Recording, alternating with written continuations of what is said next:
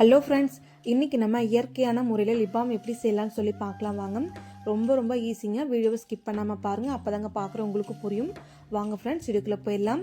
நான் பார்த்தீங்கன்னா ஒரு பீட்ரூட்டு ஒரு கேரட் எடுத்துருக்குங்க. ஃபஸ்ட்டு நம்ம பீட்ரூட்டோட தோலில் எடுத்துருங்க, அதே போல் கேரட்டோட தோலையும் எடுத்துருங்க.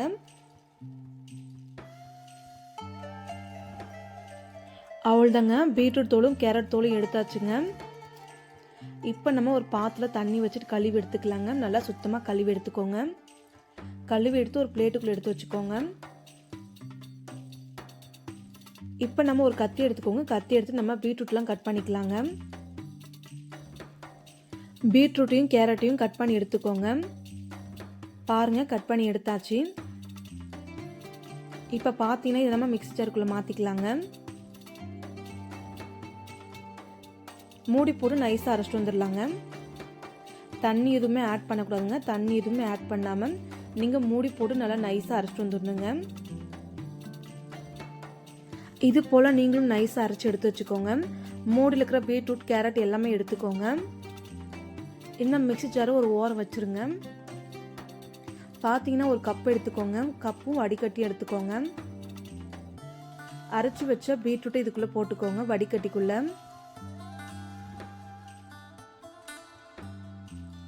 ஒரு ஸ்பூன் வச்சு அழுத்தி விடுங்க.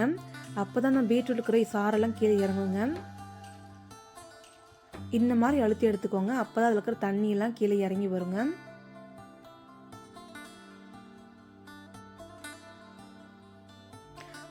பாருங்க, நமக்கு இந்த அளவுக்கு தண்ணி கிடைச்சிருக்குங்க.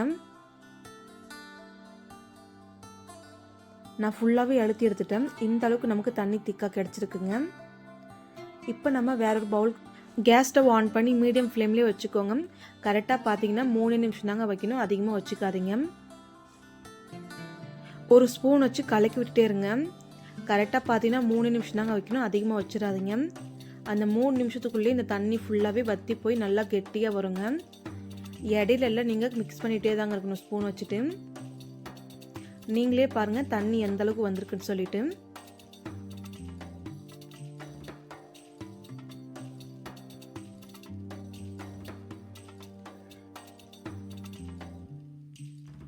அவ்வளோதாங்க, நம்ம கேஸ் ஸ்டவ் ஆஃப் பண்ணியாச்சு.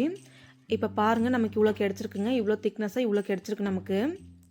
இது கூட நம்ம என்னென்ன ஆட் பண்ண போகிறோன்னு பார்த்தீங்கன்னா, நம்ம வீட்டில் இருக்கக்கூடிய தேங்காய் ஆட் பண்ணிக்கலாங்க. தேங்காய் ஆட் பண்ணிக்கலாம், இல்லை நெய் கூட ஆட் பண்ணிக்கலாங்க.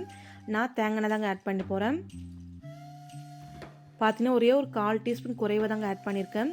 இது கூடவே நம்ம பார்த்தீங்கன்னா இன்னொன்று ஆட் பண்ண போகிறோம். வேஸ்லின் ஆட் பண்ணிக்கோங்க.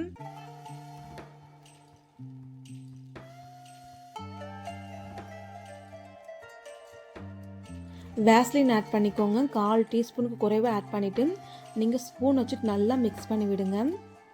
அந்த தண்ணி கூட பார்த்தீங்கன்னா இந்த வேஸ்லின் ஃபுல்லாகவே மிக்ஸ் ஆகிருக்கணுங்க.